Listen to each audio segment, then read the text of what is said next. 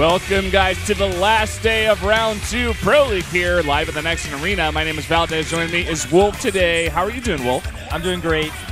I just had a rainy day, you know, just like everybody else in this city today, but this is what's going to make my rainy day. It's these two matches to close out Round 2 and to finalize where all of these teams stand going into playoffs, or for some of them, not going into playoffs. Yeah, this day matters for every single team involved. This matchup right here between KT and MVP, this will decide who makes it into playoff, who clinches that fourth place spot. So both of these teams, I'm sure they practice a ton for this matchup specifically, and we're going to see some amazing games today, Wolf. I guarantee it. Yep, we definitely are. The second matchup today is going to be epic as well, but this first one looks to be intense. KT, I feel, does have the favored players, but because MVP is on their last legs here and they have to win, they definitely have got to be prepared. They've even got Marine King coming out today, which is totally crazy and insane.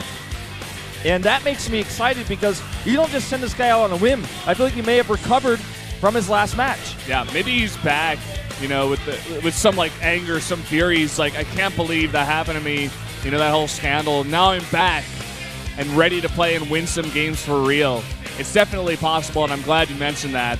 And MVP always reminds me of this team that's got some great camaraderie. All the players on the teams are great friends, and they always like sprinkle a little magic in there. They have that little something that somehow wins them games. Yeah. And wins them series. Hey, let's talk about these matchups very briefly. Younghwa versus Stats, a great pro to pro to start things off. Younghwa is super consistent this season compared to what he's been in the past. Panic, maybe a little bit of that magic, we don't know. And you got Marine King coming out against Zest. Going to be a very, very tough match for him, but maybe, just maybe, he can pull it off. Then they've got Lucera, one of the top performing players this season, even though their team might not even make it to the playoffs. He's going up against Life, perhaps KT Rolster's best player. So this is going to be a tough one for MVP, but maybe they can pull it out. Very glad you mentioned that. Just some of these matchups, the way they line up, it's just not the way that MVP would like it. You don't want Lucera going up against the best player. He needs to take that win, and going up against Life, I'm not sure if it's going to happen, man. And guys, going into team rankings, sorry to cut you off there, Wolf. Just let's go over this a little bit. Like we said before, KT Rolster and MVP, this is the fight for fourth place. Whoever wins will be 4-3, and regardless of indicator points, they will clinch that fourth place spot. And then later on, we're going to have Jenner Greenwings versus CJ Entis. Technically, Jenner cannot clinch the first place spot, but they could possibly tie SK Telecom T1, which would get a tiebreaker for us. If they lose 2-3, if Jenner loses 2-3 today, it's possible that it would be a tie between SKT, and then of course the two of them would have to play a tiebreaker to decide which one is actually ahead in the points. Those top three teams you see though, CJ, Jenner, and KT, or not SKT, yeah, they're all secured in the playoffs. The only teams we don't know are the two teams that are playing first.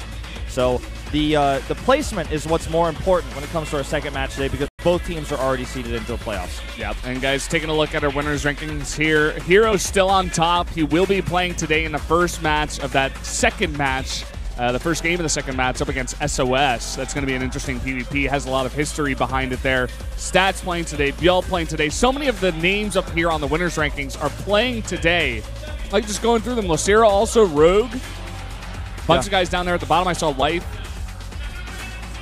It's going to be pretty crazy. But, guys, let's jump into predictions here for the first matchup. And, wow, pretty close.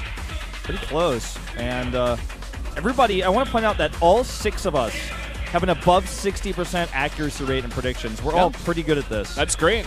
And I want to mention also Yu Dae-han, the guy over there on the left, the Korean caster. Well, I guess he's on the right on the desk, but on the left side there with the orange number. He got every single prediction right yesterday, and that's why he jumped up into that place. I, on the other hand, went 5-4 and tanked my rating, and that's why I'm down. And that's all right. I'm a little bit sad about that. But today I put a lot of thought into my predictions, and I'm pretty sure about this one. I put a lot of thought into my predictions as well. I even took notes on them today because this is so hard to call. Stats is 9-2 in Pro League. One of the most consistent players we've had this season. Accuracy-wise, he's not up there with Hero at 11 wins, but that 9-2 is very impressive. He's only played 2 PvPs though, so keep that in mind. 5 ace matches on this guy's back as well. It's pretty crazy. 4-1 at that. He has had an explosive year so far, just going up and up and up. And no end in sight for this guy. He just keeps playing better and better. I'm really excited for him. He's just he looks unstoppable at this point. And for Youngwa over here, he's 6-2, 4-2 versus Protoss. But I think he was 4-0. Then he took 2 losses, and he's looking worse and worse against Protoss, and just worse overall in general.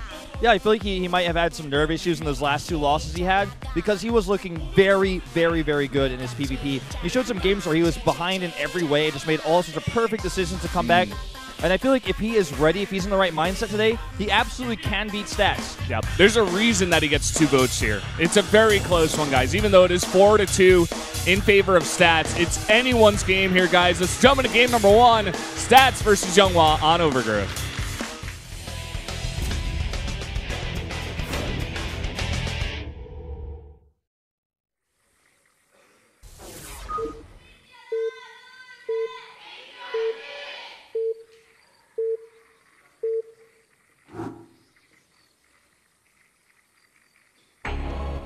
Up here in the top right in the red, it is Stats.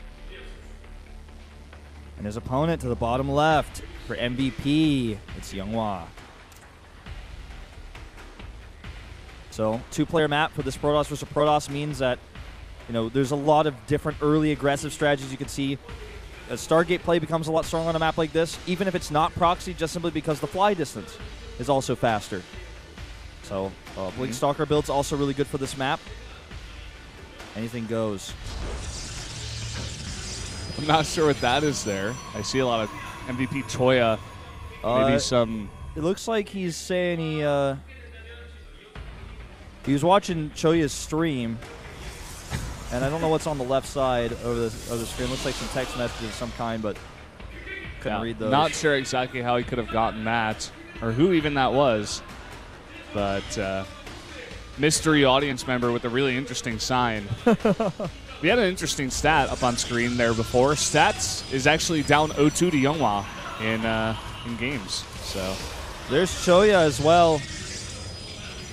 Coming down here, of course, to support his players. He's had a rough time. Some of his players having a tough time in individual leagues as well just recently. So Choya's been around in the scene for StarCraft 2 in Korea since its beginning. Also one of the oldest players, and definitely the oldest StarCraft 2 coach that's still around, if I'm not mistaken. I mean, this guy's been around since FOU, back in the old GSTLs, and actually a very smart coach. Has led teams like Epic's Open to many victories in the past. Yeah, and he managed to drag all these players over to MVP with him, so yeah, he must be doing something right, you know? Certainly. The gas timings here for these 2 players lining up pretty similarly. Do you have a little probe hiding to top left here, though? Stats, he put down like a slightly faster gateway. I'm not sure if that was like 10. I think it was 11. Yeah, it looks like 11. So, but regardless, the Cybernetics core is going to be much faster here for Stats, leading to faster tech. He's already putting down that pylon, so we're going to have a proxy here out of Stats in a very safe location. Yeah. You know, I feel like this is almost certainly going to be Dark Shrine. Yeah, I would agree. Just simply because Stargate, you know, when you proxy it, like this isn't even a proxy. This is like a hidden pylon. You know, it's not really closer to anything because, you know, if you want to hide a Stargate, you're definitely going to put that in a place where you get a little bit of a boost to it. You get somewhat of a boost, I guess, with this placement, but it'd be unlikely. Now, notice that because there's a Youngwa Probe Scout, he has to delay this because if he doesn't make a Mothership Core, he's like, oh, you're making something somewhere else. Yeah. So he has to make the Mothership Core first. So that's kind of annoying. The problem here for Stats is that you only got a full scout of the base, and he sees that he's missing a pylon. I think this could actually tip Youngwa off, and he might go out for a bit of a scout on the map and try to find some extra buildings because he knows. Yeah, he's going to check right now. And look where that set is. Oh, he's going to miss it. Unless he reroutes it right now. And you know what? He thinks it's Oracles as well. He's already that confident he's going to add a Stargate to get Phoenixes out to shut that down. Oh, he's going to check. Back. He checks it. Incredible!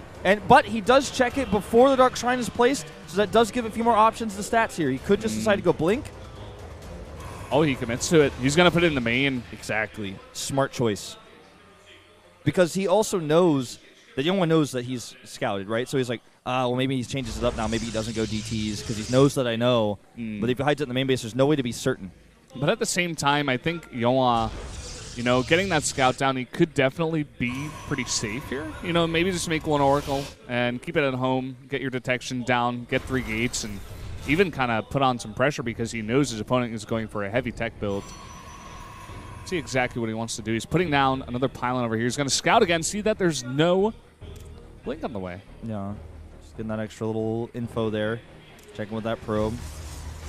It's really hard to tell usually if there's blink being researched or not, but he's looking super close. You'll definitely have noticed there was no chrono boost there, so that's one thing. Now, the Dark Shrine is nearly done. The Oracle is going to have to be in the right spot here. He's making a second one. I like it. You know, you already committed to the Stargate. Send one out, try to do some damage, and keep one at home just for safety. This is actually, I think this is going to get shut down. Second Oracle stays at home, and this thing is there's actually literally one Stalker at home to defend this. He's got the Mothership Core as well. That's what's his saving grace here, because without that, he was going to take a ton of damage. Has to warp in another Stalker. Scouts the Robo, scouts the safety as well as the Dark Shrine. And this might kill a probe or two, but if he's looking for that Shimmer, he's not getting anything. In fact, he just walks out. This counterattack is going to possibly force a cancel on this Nexus. This is just so much damage here. That's the scary thing here. He already used one Photon overcharge, and it's only got 64 energy on this Mothership Core. I think he's going to have to cancel. There's just too many Stalkers. The Nexus may even just simply buy him some time to live. Looking for that DT right now, but not enough energy here. Okay, the Nexus is dangerously close to finishing. He's going to have to do. He's going to have to make a choice right now. I think the canceling is the right choice here. He's going to keep it. He keeps it. Wow. It tanks to keep him alive. He's getting an Immortal out. Did that DT die? We didn't actually get a shot of it. I think it must have. I'm going to take a look at that. Yep, it died. So he doesn't have any vision of whether or not there's a Nexus coming up. Oh, boy. Yongwa's in a really good spot now. He is able to... You know, I'm not sure why Stats didn't cancel that. I guess what you're saying may be right. You know, he just wanted that extra time to live, but that's 400 free minerals that were just thrown away. And now Yongwa's going to be able to put down his own Nexus. Yeah, and it didn't buy him that much time, really. Like, it bought him literally seconds. Yeah. And now, yeah, he gets his Nexus for free. The one thing he's going to be missing is the Immortal tech. The one observer that Stats has on the map, he kept at home. I just checked, so he still doesn't know about the Nexus timing. He can reasonably assume that it is on the way. But he just doesn't have a lot of information right now, and this game is definitely in Yongwa's favor at this point. Another Nexus cannon. Always got to keep that in mind. Just kind of keep in your head where the energy of the Mothership Core is at, because it's probably pretty low at this point. Wow, he's actually going to get that. Yeah. Shutting down that Oracle. Just a little bit of peace of mind. You don't really have to keep as many units in the main. He knows there's one more, but also Yongwa has to be careful. Keep that at home for now before he gets an Observer.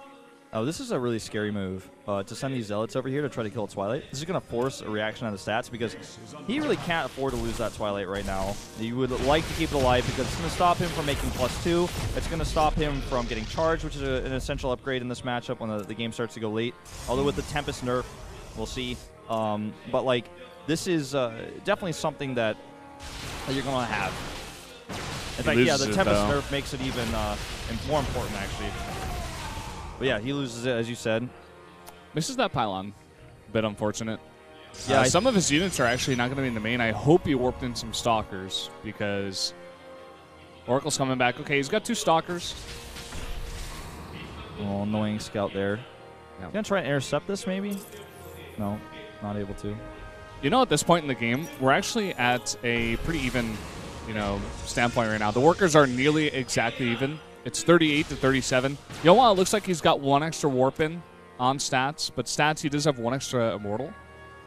Yeah, it's pretty even. It's like very, very even from here. And in PvP, what really matters is that late game super, gigantic fight, that one big shebang, and then it all ends. We actually saw a very, very late game PvP between San and Zaun yesterday. Free Oracle. Oh, it lives. Okay. Yeah, we saw a very late game PvP, and like you were saying with that Tempest nerf, it's kind of just like, well, Colossus there is no Colossus, counter right? to Colossus anymore except more Colossus. And, just a better army overall. More Archons, and it really just comes down to which guy is going to be more greedy here, get that bigger army faster. Also, who's going to get the third base faster, that kind of thing. And how do you use that army? When do you attack? How do you attack? How do you position? Do you keep some of your army in Warp Prism Warpins to harass while you move into attack?